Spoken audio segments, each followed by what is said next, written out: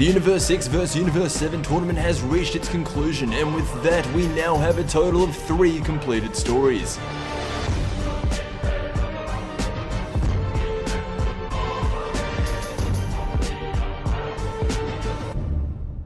So by no means is Dragon Ball Super even near its end. With the tease of an omni-universal tournament, along with the god hierarchy never seeming to end, there is for sure going to be more stories coming throughout the rest of the year, so I may have to come back to this at a later time, but for right now get ready for the top 3 Dragon Ball Super story arcs.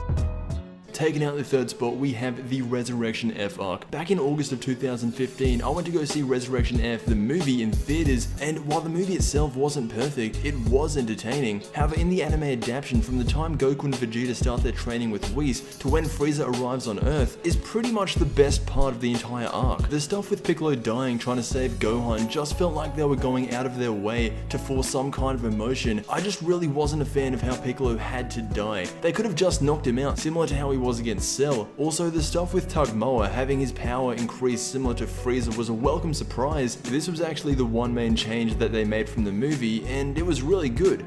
Until they had to bring in Captain Ginyu. I didn't have a problem with how Ginyu changed bodies or anything like that. I just really wanted Tugmoa to be his own character with his own ambitions, but in the end, it didn't really have a purpose. Once Goku and Vegeta arrive, everything pretty much stays the same as in the movie. However, I need to say this, while the movie had some of the best Dragon Ball animation we have ever seen, Super was the complete opposite. I know animation isn't everything, the story is also important, but with that said, there is no real story that is being told. Frieza comes back and wants to kill Goku, so does that mean the story is about revenge? Because if that's the case, it's a pretty bad revenge story considering we don't even see Frieza train, we don't see his struggles, all we really see is him coming back to Earth with an increased power just for him to lose. Honestly, I feel like this should have just stayed as a movie, transitioning something with no real tension over the course of multiple episodes with fight scenes that aren't anywhere near as good as the movie it's retelling will make and have made a lot of people give up on the series. Actually, it is believed the staff over at Toei literally just got done with making Resurrection F the movie, so for them to have to go back and redo it in Super would be kind of pointless.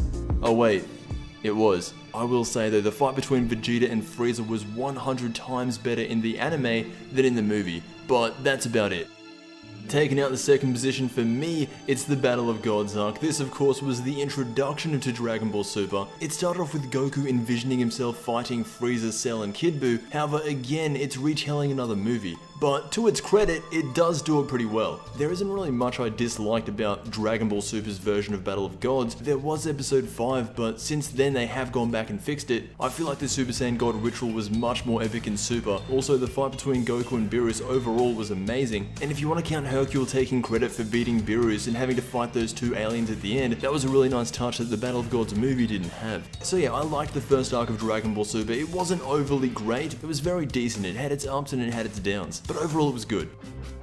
And of course, the best arc of Dragon Ball Super so far has been the Universe 6 tournament. What made this arc so great for me at least is that number 1, it wasn't an adaptation, and number 2, aside from reading out plot details, I had no clue what was going to happen. This arc was the introduction of 9 new characters. We had guys like Monaka, Champa, Vados, and Hit, just to name a few. Also, it's heavily implied that this tournament was only a setup for something else. As we know at the end, once Monaka is declared as the champion, some all-powerful guy steps into the ring, humbling even the gods of destruction.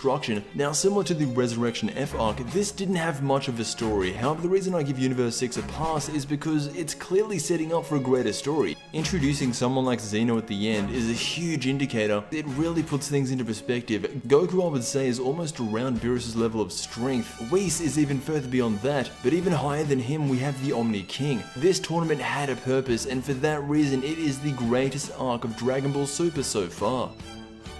Now, a while back I gave my top 10 Dragon Ball story arcs, and just so I have something to compare it to, this is where Dragon Ball Super story arcs would fit in the now top 13. As you can see, Resurrection F is dead last, however Battle of Gods and Universe 6 are at the lower end of the list. That's not at all to say I don't like them, the only one I don't really like is Resurrection F. But that's only because of the adaptation. The reason Battle of Gods and Universe 6 are basically ranked 11 and 10th respectively is because, let's be honest, compared to the grand and epic stories of Dragon Ball and Dragon Ball Z, Dragon Ball Super is not yet on the level of a Cell or Frieza arc. Anyway, let me know how you would rank each of the 3 story arcs. I'm pretty sure most of us are going to be on the same page. I want to thank you all for watching, and as always, I will see you in the next DBS video.